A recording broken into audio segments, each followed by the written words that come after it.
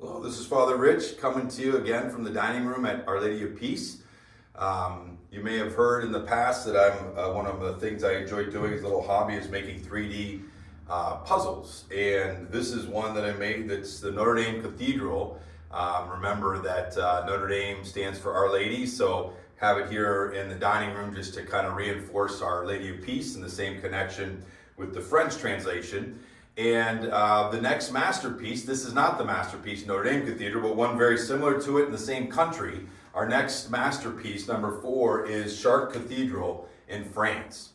And is built very much in the same vein as Notre Dame Basilica. Interestingly enough, when the fire came out for Notre Dame, about 4 years ago now, I believe, a book came out by Ken Follett called Notre Dame, A Short History of the Meaning of Cathedrals.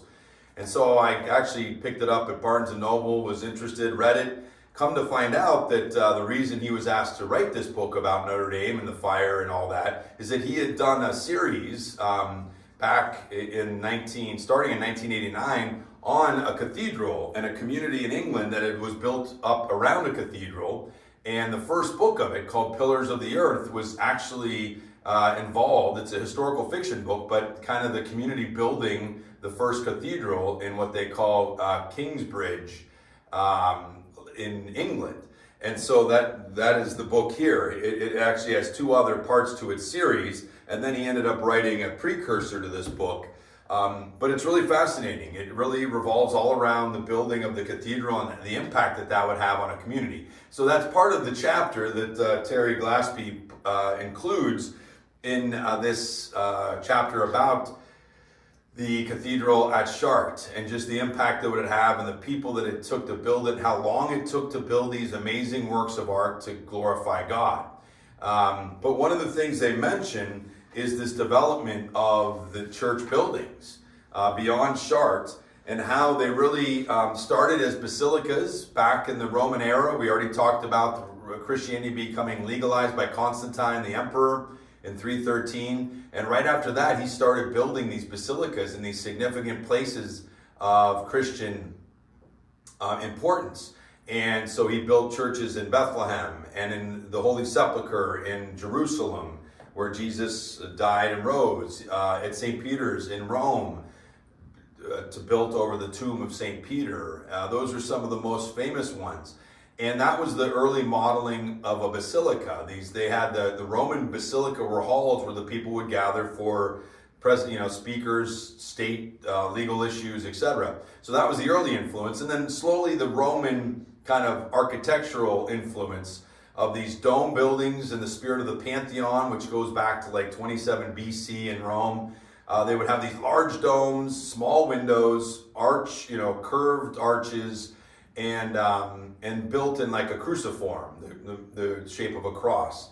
Well, and that really led up to the 10th, 11th century until they saw this new architectural style develop. And again, that's part of the historical fiction of the Pillars of the Earth story, which is really fascinating.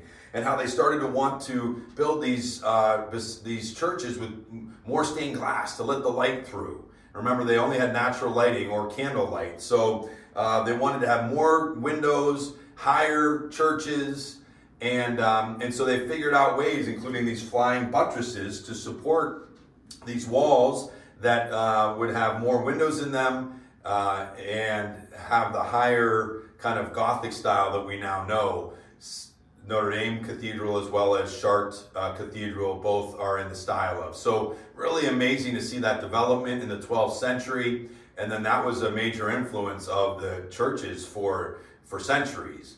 But with Chartres specifically, there's 2 churches that are included in the masterpieces, and he says there could be 75 that we could have picked. But he picked Chartres to represent the old Gothic style, and then La Sagrada Familia in Barcelona to represent the modern style. So that'll be one of the churches later in the series. But he really did this representing all these types of cathedrals that were built like on the hill of the town. They were the center of the town, a place to call people together to worship. Talked about how they were built with really as a book that you could read. They would teach through the stained glass windows, through the statuary, They had another characteristics of many statues of the saints around the outside, the facade of the building, the gargoyles, which were gutters as a way to get rid of the water, but also these spirits to scare away the demons, to keep the place holy, so to speak.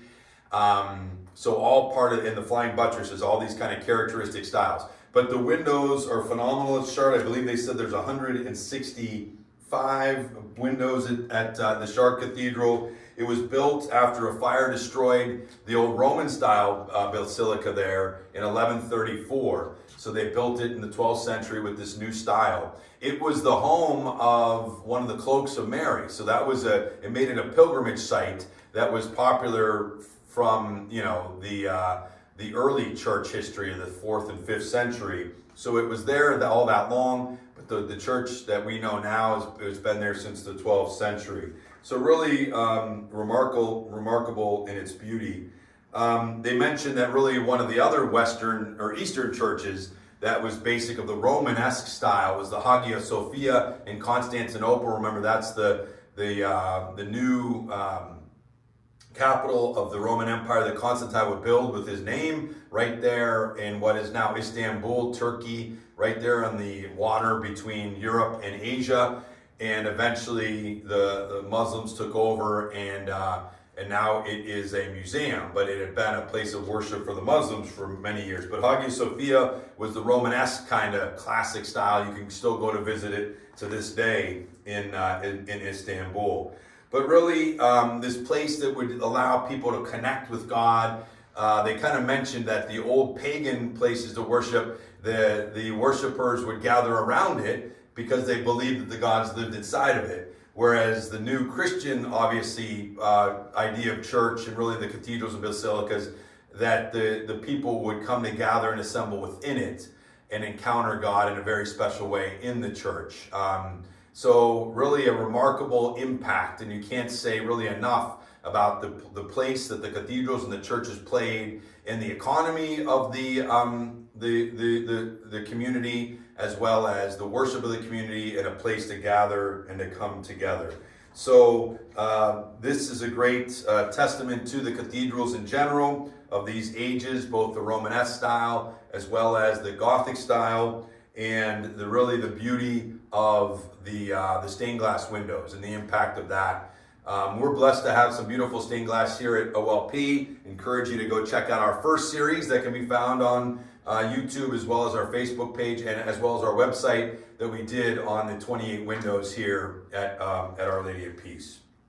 So thank you for joining us. Tomorrow's masterpiece, not tomorrow, but next day, is the Ordo Virtuum. It's the choral work from the 12th century by St. Hildegard of Bingen.